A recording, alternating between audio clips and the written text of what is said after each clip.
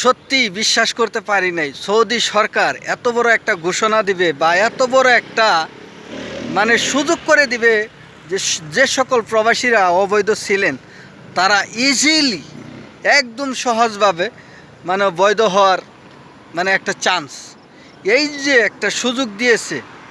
মানে কি বলবো, যে সকাল সকাল ঘুম ভাঙ্গার পর যদি এইরকম একটা নিউজ পাওয়া যায় তাহলে কার না ভালো লাগে।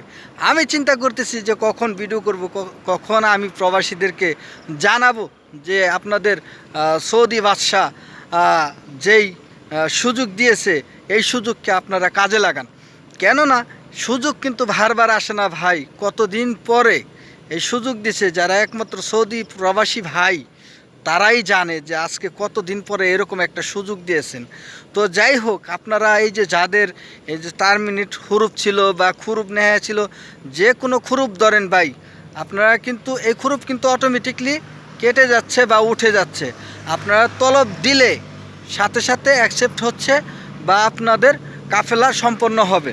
কারণ ইতিমধ্যেই যেহেতু 1 তারিখে এটা মানে খবর প্রচার হওয়ার পরপরই অনেকেই ট্রাই করেছে বা অনেকেই মানে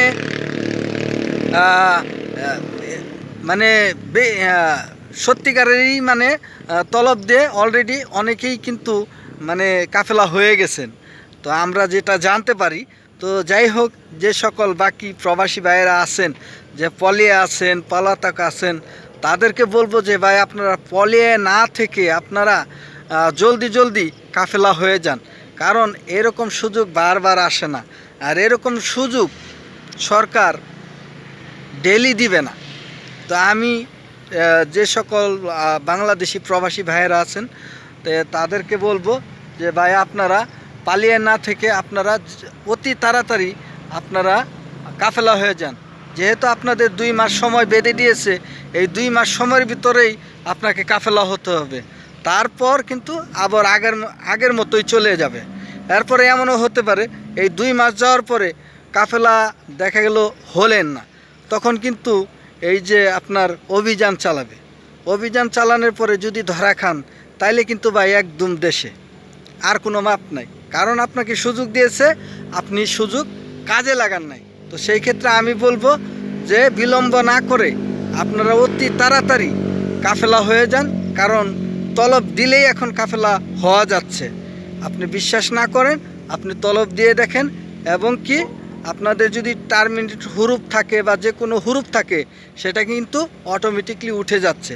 তো দেরি না করে ভাই কাফেলা হয়ে যান, আর অবৈধ থাকেন না। তো ভিডিওটি যদি ভালো লাগে তাহলে 10 জনের কল্যাণে এবং 10 জনের উপকারের জন্য আপনারা এই ভিডিওটি লাইক কমেন্ট শেয়ার করে পাশে থাকবেন। এবং আমাদের চ্যানেলটি যারা এখনও সাবস্ক্রাইব করেননি তাদেরকে বলবো যে ভাই সাবস্ক্রাইব করে বেল আইকনটি দিয়ে দিন প্লিজ। তো আজকের মতো আমি আমিনুল এখানেই বিদায় নিব।